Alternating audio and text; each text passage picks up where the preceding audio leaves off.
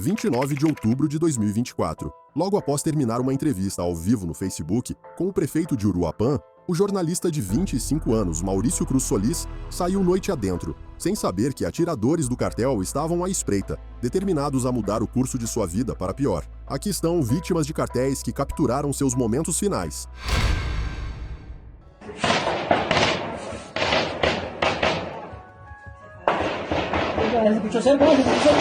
18 de março de 2021, um comboio de caminhões da polícia passava pelas estradas montanhosas de Coatepec de Harinas. Momentos depois, tiros rasgaram o silêncio enquanto 13 policiais ficaram presos em uma zona de extermínio do cartel, com seus momentos finais terminando em violência. Era para ser uma patrulha de rotina nas estradas montanhosas de Coatepec de Harinas, Estado do México. 13 oficiais experientes, alguns da Polícia Estadual, alguns investigadores da Procuradoria-Geral, embarcaram em caminhonetes e SUVs. Eles não sabiam, mas estavam dirigindo direto para uma das emboscadas de cartel mais calculadas da história recente do México. A armadilha estava montada. Homens armados haviam estudado a rota, bloquearam pontos de fuga e ficaram à espreita. Não eram bandidos de rua aleatórios. Era a guerra de cartéis em sua forma mais disciplinada. Quando o comboio chegou a Llano Grande, o caos irrompeu. Fuzis de alto calibre, rajadas de fogo automático e caminhões blindados se aproximando. E em segundos, os policiais estavam cercados e em desvantagem numérica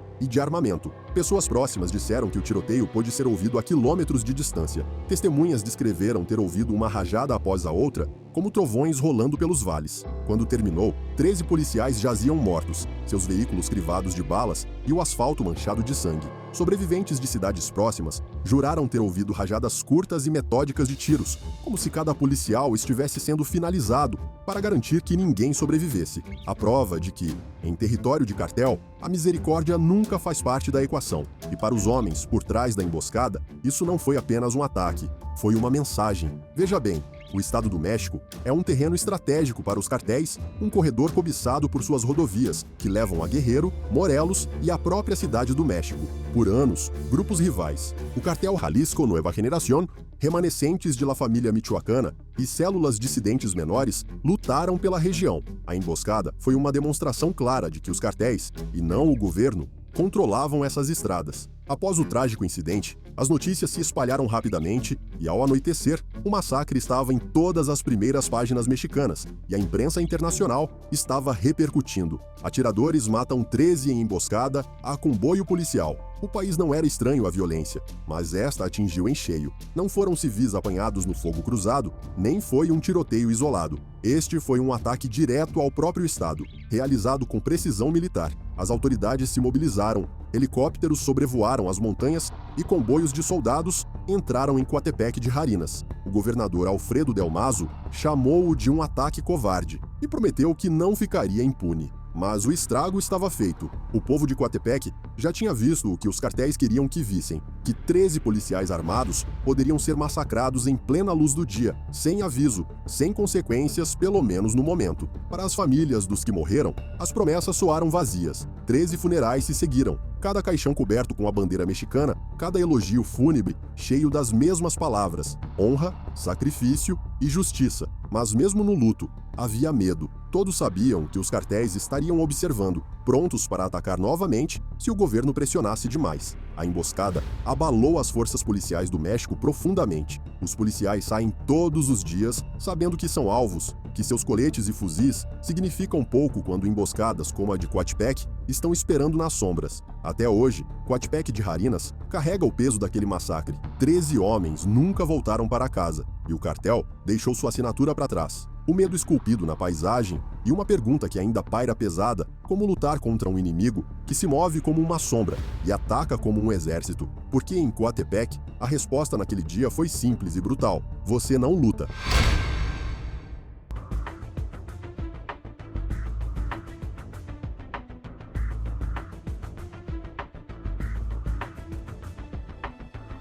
(11 de agosto de 2023, 5 amigos universitários posaram para uma foto rápida em Lagos de Moreno, rindo sob um mural que dizia Pueblo Mágico. Horas depois, Eles desapareceram. Dias depois, um vídeo do cartel revelou seu destino horrível, enquanto o México assistia em choque. As vítimas eram jovens: Roberto Almeida, Diego Lara, Jaime Miranda, Uziel Almeida e Dante Hernandes. Eles não eram membros de cartel, eles não eram rivais. Eram apenas 5 amigos que estavam no lugar errado, na hora errada, em um dos estados mais violentos do México. Naquela noite, eles pararam para tirar uma foto em grupo perto de um mural decorativo que dizia Lagos de Moreno, Pueblo Mágico. Era para ser uma lembrança. Em vez disso, tornou-se a última foto deles vivos. Horas depois, as famílias perceberam que algo estava errado, pois nenhum dos rapazes voltou para casa. Seus telefones silenciaram e o pânico se espalhou. Na manhã seguinte, os promotores do estado de Jalisco já falavam em suspeita de sequestro por cartel. Então veio o vídeo. Ele surgiu online dias depois, espalhando-se como fogo por todo o México. A filmagem mostrava os 5 estudantes, amarrados, espancados e forçados a lutar entre si com armas improvisadas. Seus captores filmaram a brutalidade com o cálculo frio pelo qual os cartéis são infames, transformando o assassinato em propaganda. A certa altura, um dos rapazes foi forçado a assassinar o próprio amigo. Para as famílias, o vídeo foi o inferno. Elas imploraram ao público para não compartilhá-lo, mas na era digital, esse apelo era impossível de ser atendido. As imagens circularam por toda parte, até mesmo em telejornais tradicionais. Os pais tiveram que assistir aos últimos momentos de seus filhos repetidamente, despidos de dignidade e transformados em conteúdo. Mas por que isso aconteceu? O cartel Jalisco Nueva Generación estava travado em um conflito crescente com rivais como o cartel de Sinaloa e grupos dissidentes em Guanajuato e Michoacán. Cartéis prosperam com o terror. Eles não apenas matam, eles encenam sua violência para enviar uma mensagem. E sequestrar 5 garotos normais e transmitir sua tortura nunca foi sobre aqueles garotos pessoalmente. Era sobre medo e lembrar a todo o estado que o CJNG governava Lagos de Moreno. O caso abalou o México, com protestos públicos e estudantes marchando com fotos dos 5 amigos. Até igrejas realizaram vigílias. Políticos condenaram os assassinatos, mas as famílias não se impressionaram. Elas acusaram as autoridades de falharem em proteger seus filhos e de perderem a batalha pelas ruas de Jalisco. Apesar da indignação nacional, as respostas têm sido escassas. As autoridades anunciaram investigações, operações e prisões, mas nada trouxe um desfecho para as famílias. Os corpos dos 5 estudantes nunca foram oficialmente recuperados, embora evidências sugiram que eles foram mortos na noite em que foram forçados a lutar entre si. Para suas famílias, a ausência dos restos mortais é outra ferida que não cicatrizará. A tragédia de Lagos de Moreno se destaca mesmo em um país onde a violência dos cartéis é rotineira.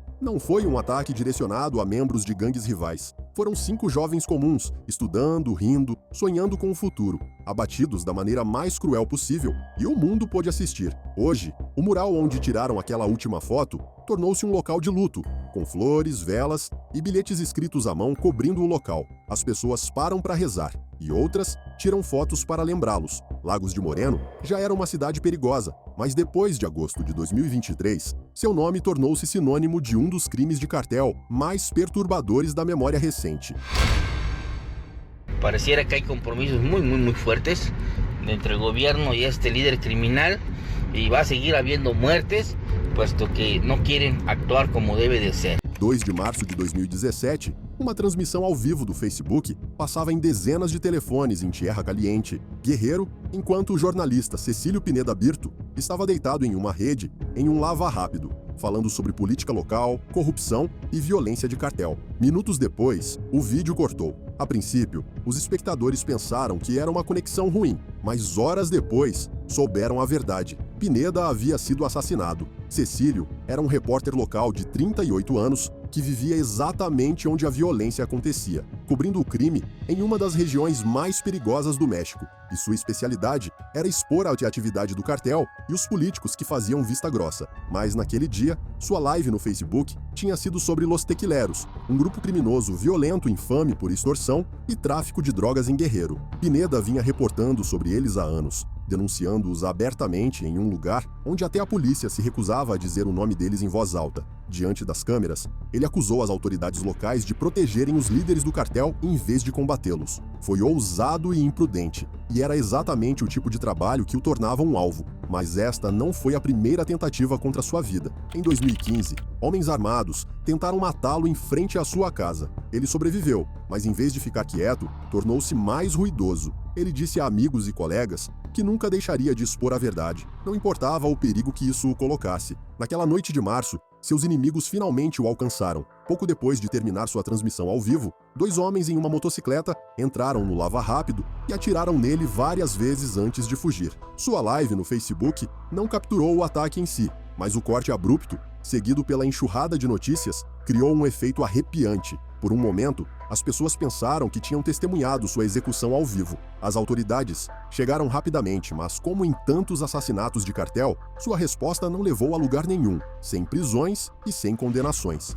Dizia-se que os suspeitos estavam ligados ao Los Tequileros, mas o sistema de justiça de Guerrero estava paralisado pela corrupção e pelo medo, porque em território de cartel, o silêncio era a regra e a impunidade era o resultado. Mas a parte mais trágica, Pineda havia pedido proteção ao governo mexicano após a tentativa de assassinato em 2015. Ele sabia o risco que corria, mas as autoridades rejeitaram seu pedido, dizendo que ele não se qualificava para a proteção do Estado. E 2 anos depois, a decisão deles provou ser fatal. Seu assassinato abalou a imprensa mexicana. Ele não foi o primeiro jornalista morto naquele ano, e não seria o último. 2017 tornou-se um dos anos mais mortais já registrados para repórteres no México, com pelo menos 12 mortos. O caso de Pineda se destacou não apenas por quem ele era, mas por quão público pareceu. Sua live no Facebook, suas palavras e, em seguida, seu silêncio tornaram sua morte impossível de ignorar. Hoje, sua página no Facebook permanece congelada no tempo. As pessoas ainda deixam comentários em seu último vídeo, algumas homenagens, alguns avisos, todos lembretes do risco que ele correu ao falar. Sua história é um símbolo de uma realidade sombria, de que em partes do México, dizer a verdade é uma sentença de morte. Mi nombre es Carlos Enrique Sánchez Martínez, alias El Cholo, originario de Guadalajara, Jalisco. Me encuentro en esta situación por ser contra del CJNG. 18 de março de 2021, um vídeo começou a circular com um homem de camisa vermelha, algemado e cercado por homens armados mascarados, enquanto ele olhava para a câmera e dizia seu nome, El Cholo. Naquele momento, os espectadores souberam instantaneamente que o que quer que viesse a seguir não terminaria bem. Carlos Henrique Sánchez Martínez já foi um tenente de confiança dentro do poderoso Cartel Jalisco Nueva Generación. Ele conquistou seu lugar através de anos de lealdade e violência, subindo na hierarquia até que seu nome tivesse peso no submundo de Guadalajara, mas sua ambição o colocaria eventualmente em rota de colisão com o próprio cartel que o criou. Em 2017, El Cholo fez algo impensável. Ele ordenou a execução de um operador sênior do CJNG, conhecido como El Colombiano, acusando-o de traição. Esse único ato despedaçou seu relacionamento com a liderança do CJNG e enviou ondas de choque pela organização. Em vez de se esconder, El Cholo se separou e uniu forças com antigos inimigos, ajudando a formar o cartel Nueva Plaza. Não foi apenas uma divisão, foi uma guerra aberta. As batalhas que se seguiram deixaram Guadalajara manchada de sangue. Tiroteios, emboscadas e assassinatos seletivos tornaram-se quase rotineiros, enquanto ambos os cartéis lutavam pelo controle. Em meio a tudo isso, El Cholo ganhou a reputação de ser ousado, implacável e imprevisível, mas também se tornou um homem marcado. Para o CJNG, a traição era o crime maior, e eles foram pacientes o suficiente para esperar o momento perfeito para revidar. Em 2021, essa hora havia chegado. O vídeo de El Cholo não era apenas a gravação de um refém, era teatro, feito para humilhá-lo e aterrorizar a todos que assistiam. Nele, ele assumiu a responsabilidade por vários ataques importantes, incluindo massacres em Tonalá, Tlajomulco e Tlaquepaque, bem como um ataque ao consulado dos Estados Unidos em Guadalajara. Ele até nomeou funcionários do governo e figuras da polícia, alegando que o haviam apoiado secretamente.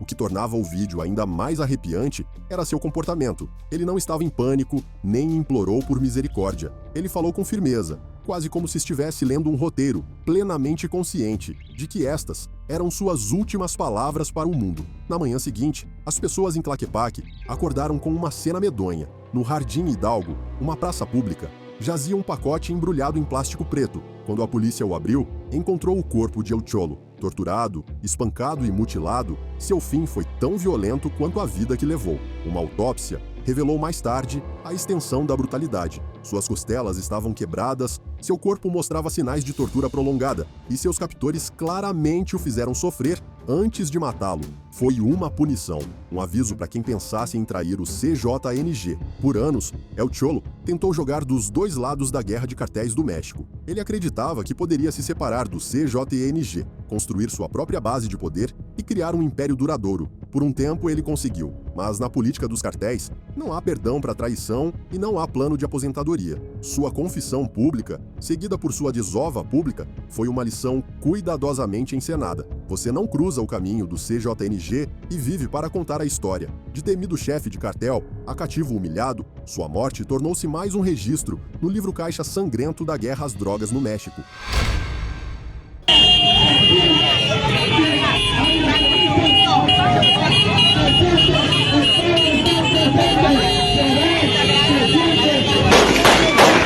11 de maio de 2025, uma transmissão ao vivo do Facebook mostrava Yesenia Lara Gutierrez sorrindo em seu colete de C, ampanha, liderando uma carreata em Veracruz. Mas momentos depois, tiros irromperam com a tela borrando, gritos ecoando e a transmissão de seus momentos finais foi cortada para o preto. Yesenia, uma professora de 49 anos que virou política, tinha acabado de encerrar um comício em Texistepec. Sua campanha não era sobre grandes promessas nacionais, era sobre água encanada, eletricidade e estradas melhores, coisas que seus vizinhos esperavam há décadas. Ela não era uma forasteira caindo de paraquedas em busca de votos, ela era de lá. Ela deu aula para crianças locais, trabalhou no banco e serviu como funcionária municipal. As pessoas ao redor a conheciam, e é por isso que ela tinha apoiadores marchando com ela naquela noite, batendo palmas e agitando bandeiras, enquanto ela sorria para o celular. Mas então veio a emboscada. Relatos dizem que pelo menos 8 homens armados atacaram. Tiros ecoaram pela rua,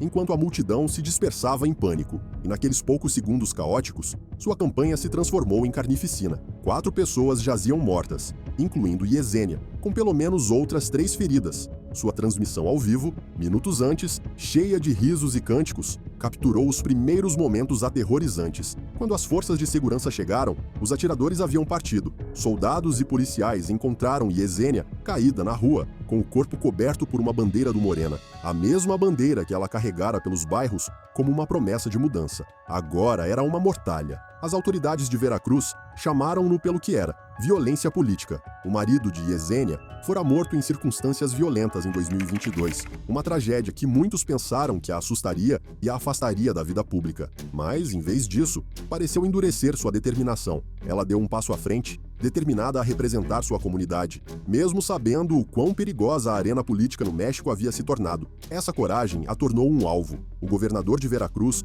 condenou o assassinato em poucas horas. A presidente Sheinbaum ecoou a indignação, prometendo justiça. Os investigadores agiram rapidamente e, em semanas, anunciaram a prisão de 2 suspeitos, sendo um deles acusado de puxar o gatilho. Mas, no México, prisões raramente garantem condenações. E mesmo que garantissem, a justiça não preenche realmente o vazio deixado para trás. Para Texistepec, a perda foi devastadora. As pessoas se reuniram em vigílias, segurando velas, rezando e colocando flores onde ela caiu. Elas se lembravam dela como uma professora que nunca deixou de se importar com as crianças que ensinava, uma funcionária local que nunca menosprezou seus vizinhos e uma mulher que realmente acreditava que poderia consertar o que estava quebrado. Seus apoiadores falavam sobre os canos de água que ela queria consertar e as estradas que prometeu pavimentar. Mas esses sonhos agora pareciam enterrados com ela. A violência em torno de sua morte não foi isolada. Naquela mesma temporada eleitoral, vários candidatos em Veracruz foram ameaçados, atacados ou mortos. Concorrer a um cargo em regiões dominadas por cartéis tornou-se menos sobre política e mais sobre sobrevivência. As pessoas até sussurravam que, em certas partes do país, a política não era uma disputa de ideias, era um campo de batalha. E Yesenia, como muitos antes dela, pagou o preço final. A história dela deveria ser sobre progresso, sobre uma professora que decidiu se apresentar e lutar por sua comunidade. Os momentos finais de Yesenia Lara Gutierrez se desenrolaram em uma transmissão ao vivo para o mundo ver. Ela queria que as pessoas ouvissem sua voz. Em vez disso, ouviram os tiros que a silenciaram. Que pues la ubicación donde se encontraban los Chapos. ¿Y a quién se la mandaste esa información? A Lupe Campos y Noé Campos, integrantes del cártel MF. 10 de janeiro de 2025. Um telefone capturou El Pink, ensanguentado, amarrado e tremendo. Palavras forçadas saíam enquanto homens mascarados pairavam fora da tela. Ele sabia, e os espectadores também sabiam. Seu fim estava próximo. A vítima era Agustin Paul, mais conhecido online como El Pink, um youtuber de comédia de 22 anos de Culiacán. Ele construiu um público com pegadinhas, esquetes e conteúdo leve, atraindo quase 100 mil inscritos. Apenas alguns dias antes, ele havia postado uma mensagem esperançosa de Ano Novo, falando sobre deixar pessoas ruins para trás e começar de novo. Mas em Sinaloa, um novo começo raramente é uma opção, especialmente quando os cartéis acham que você os traiu. Os sinais de alerta apareceram um dia antes de sua morte. Panfletos foram espalhados por Culiacán, listando nomes de influenciadores locais acusados de trabalhar com La Maíza, uma facção rival que desafiava os poderosos Los Chapitos. O nome de El Pink estava bem ali no papel. Para a maioria, parecia uma lista da morte, e certamente era. Na manhã seguinte, seu corpo foi encontrado ao longo de La Costerita, uma rodovia nos arredores de Culiacán. Ele havia sido torturado, com as mãos e os pés amarrados nas costas. Seu rosto estava machucado, e um ferimento à bala na cabeça selou seu destino.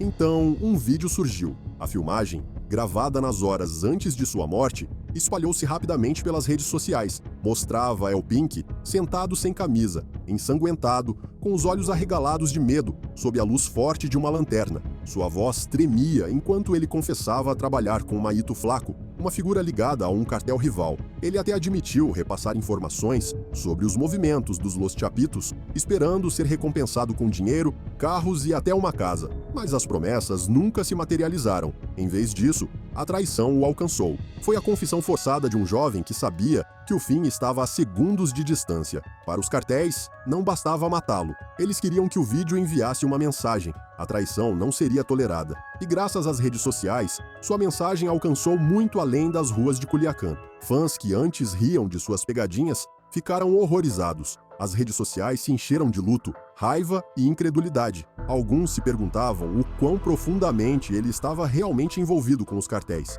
Outros apontavam para a realidade brutal no México. Influenciadores e figuras públicas muitas vezes se tornam peões, pressionados ou coagidos a entrar no jogo. E uma vez que você está dentro, raramente há uma saída. A morte de El Pink não foi um evento isolado. Nos últimos anos, influenciadores em todo o México foram alvo, alguns por ostentarem riqueza ligada a cartéis, outros por supostamente tomarem partido em guerras rivais. Alguns foram apanhados simplesmente por causa de quem conheciam ou onde viviam. Os detalhes variam, mas o resultado é o mesmo: mortes públicas e brutais usadas para espalhar o medo. Para Culiacán, o assassinato foi um golpe duro. El Pink não era um policial, um jornalista ou um executor rival. Ele deveria estar a salvo desse tipo de destino. No entanto, a linha entre entretenimento e violência de cartel tornou-se fatalmente tênue para ele. Sua história tornou-se mais um lembrete de que em um lugar onde a suspeita reina, até mesmo o riso pode te matar.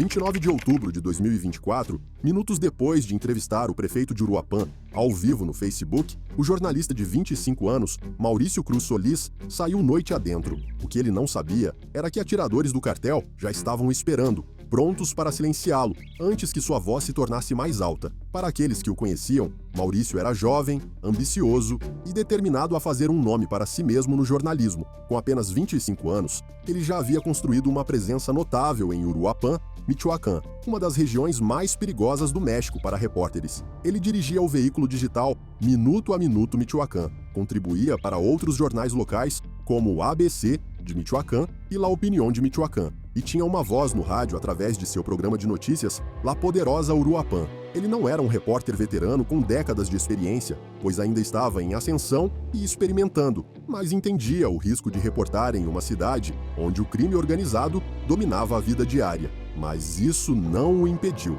Na verdade, sua ambição o empurrou para um território ainda mais arriscado.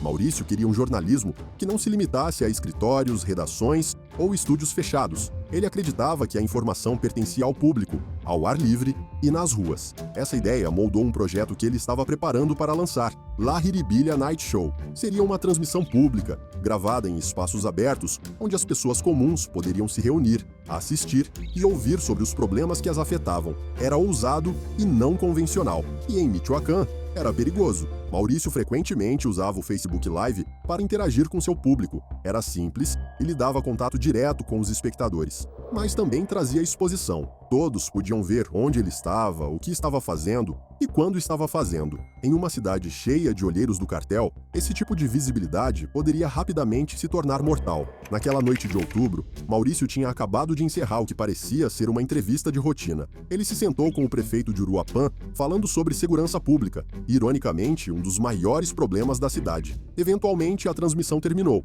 Seus espectadores se desconectaram e a conversa acabou. Mas lá fora, o perigo já estava esperando. Enquanto Maurício e um colega passavam pelo centro de Uruapã, perto da Casa de la Cultura, homens armados apareceram. O ataque foi rápido, violento e impossível de escapar. Maurício foi baleado várias vezes, antes que tivesse chance de reagir. Seu colega sobreviveu com ferimentos, mas Maurício morreu no local. O assassinato gerou indignação em todo o México. Colegas jornalistas em Michoacán, já vivendo sob ameaças constantes, reagiram com fúria e medo. Condenações vieram de organizações como Repórteres Sem Fronteiras, o Comitê para a Proteção de Jornalistas e o Escritório de Direitos Humanos das Nações Unidas. A diretora-geral da Unesco, Audrey Azoulay, exigiu responsabilidade, enquanto a Anistia Internacional alertou as autoridades estaduais para não tratarem isso como nada menos que um ataque à liberdade de imprensa. Nas ruas, a raiva aumentou. Jornalistas, familiares e cidadãos marcharam em protesto, carregando o nome de Maurício em cartazes e gritando "Ni uno más",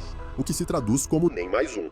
As marchas foram tanto tributo quanto aviso. Matar um jornalista não mata a verdade, apenas prova o quão desesperados os criminosos estão para controlá-la. O governador de Michoacán, Alfredo Ramírez Bedolla, prometeu justiça. "Quem faz, paga por isso", declarou ele. A Procuradoria-Geral do Estado iniciou uma investigação, acompanhada pelo Promotor Especial Federal para crimes contra a liberdade de expressão. Em semanas, pelo menos um suspeito foi preso. Ainda assim, muitos permaneceram céticos. No México, muitos assassinatos de jornalistas terminam em silêncio, com julgamentos paralisados e suspeitos escapando. O assassinato de Maurício não foi o primeiro em Michoacán e, infelizmente, não seria o último. Aos 25 anos, Maurício Cruz Solis representava uma geração mais jovem de repórteres testando novas plataformas, recusando-se a jogar pelo seguro e tentando falar diretamente com suas comunidades. Por isso, ele foi silenciado. Sua morte roubou um filho de sua família e uma voz de sua cidade.